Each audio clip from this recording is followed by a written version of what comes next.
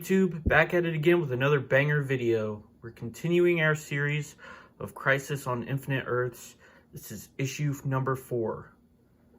And if you remember on our last video, finally Harbinger is turning evil. I mean, they've been hinting at this. They've been, foreshadowing this for the entire book practically. And we finally see it in this issue. So it starts off with Supergirl and Batgirl. And we get this really awesome establishing shot of the city with these billboards are blank. But in the original comic, it would have like the credits of the creators here. And I wish they hadn't taken that out, because now it just looks like really blank here. They should have at least put, something else there to take its place if they didn't want to have the creators get credit in every single issue. But Supergirl and Batgirl are talking about the situation, talking about the antimatter cloud that's been consuming Earth.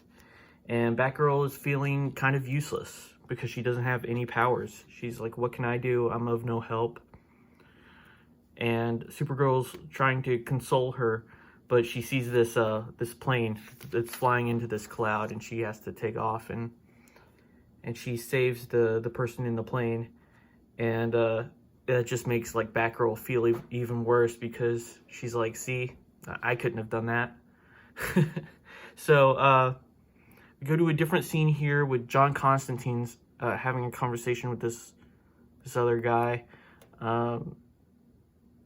I don't know who that's supposed to be, but it doesn't really matter. They're talking about Swamp Thing. If you've ever read the Alan Moore Swamp Thing, that's like where John Constantine shows up. And so they're like closely related characters. And we get the title of our story, And Thus Shall the World Die. See, Pariah is once again witnessing the destruction of an Earth. This is Earth number 6. And we meet a family of superheroes here. This guy's name's Karak, I think. Yeah, Karak. This is their first appearance. Like they were created for this book, so they weren't pre-existing characters. It's Karak, his wife. What's her name? Quark. Quark is the wife's name, and Liana is the daughter's name. Liana can control the plant life, and she's trying to build up this wall of vines to stop the antimatter cloud, but it doesn't work, and she gets consumed by it, and then her dad gets consumed by it too, and Pariah, he's able to save the mom, but he grabs her at the last second, and they teleport out of there right as the Earth is being destroyed. And we see the Monitor. He mentioned in the last issue that it was time to create the new Dr. Light. So that's what we're seeing here. We see this doctor, Dr. Hoshi, and she's kind of rude. She's very mean to these other scientists, and her dad is one of them. And she's just like, if you cowards are too scared to continue our work, then just go home and I'll do it all myself. That's what she's saying here. And she gets like abducted, like an alien abduction. She just gets like beamed out of there, and they don't know what happened to her. Camille is her name, and yeah, she got abducted by the Monitor, and he's gonna make her into the new Dr. Light. If you remember the Teen Titans, they have a villain called Dr. Light. That's the old version. This is going to be the new version. Okay, this villain, that we still haven't learned the identity of this bad guy yet. But he's observing Red Tornado. And Red Tornado is like a robot, android type of character. Kind of like Vision, if you know Vision from the Marvel movies. Red Tornado is very similar. So they abduct Red Tornado, and they bring him back to their lair, and they're trying to recruit him to the bad guy side, basically. And we see back with Firestorm and what is her name? Killer Frost. They're in sort of a medieval times, and they're being watched by Vandal Savage. And if you remember in the Justice League cartoon, or maybe Justice League Unlimited, Vandal Savage is a pretty prominent character in that series, and he's a great character, a great villain, and I really wish they would use him more. Reading this book and going chapter by chapter, it's a good thing and a bad thing. It makes me realize how many good characters DC has, and it also makes me realize how squandered they are, how they've missed so many opportunities to use such great characters, and instead they just want to make movies about Batman and Joker again and again and again and again, when you could be making something about Vandal Savage.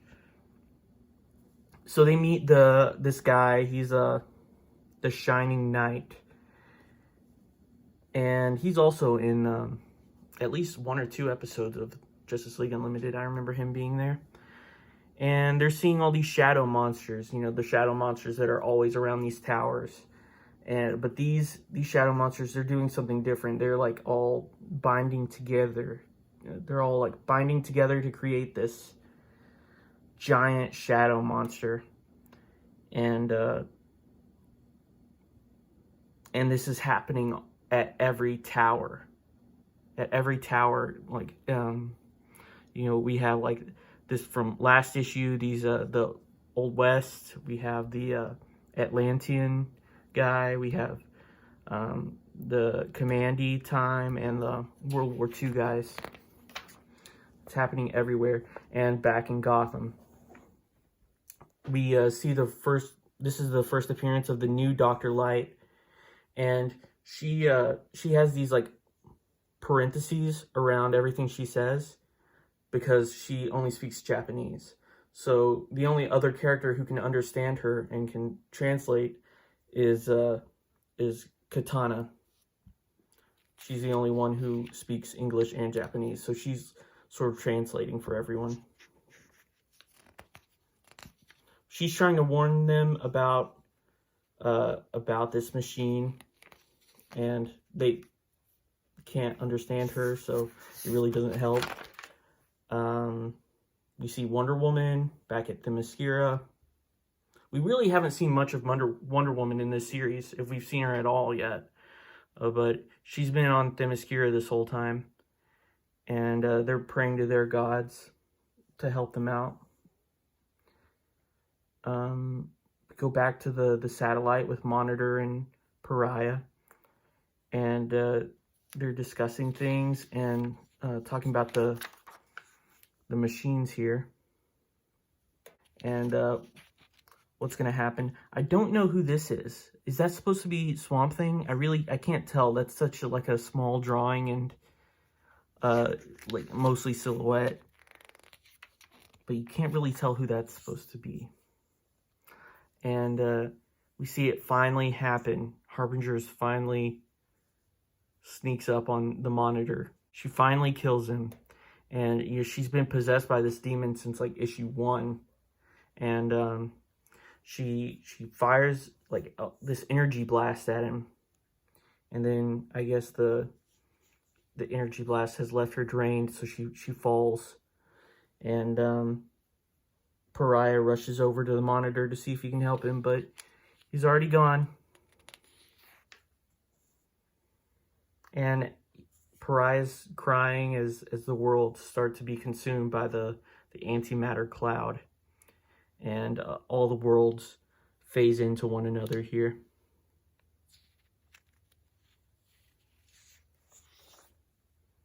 And then this page, whenever I see a page like this, I'm just reminded that George Perez got paid to draw this. This seems like an easy day's work to draw these 9 panels of clouds and blackness.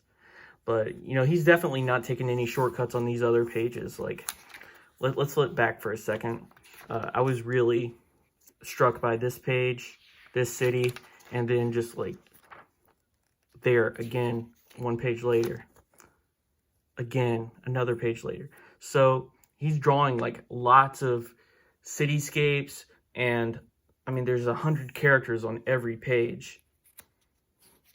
So it makes sense that, you know, he would need to take like a day to do just like an easy page. You know, he's probably, I don't know what the schedule was like when this was coming out.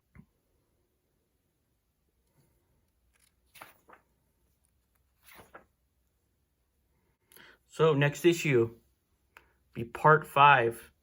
Hope to see you there. Don't forget to like, comment, and subscribe.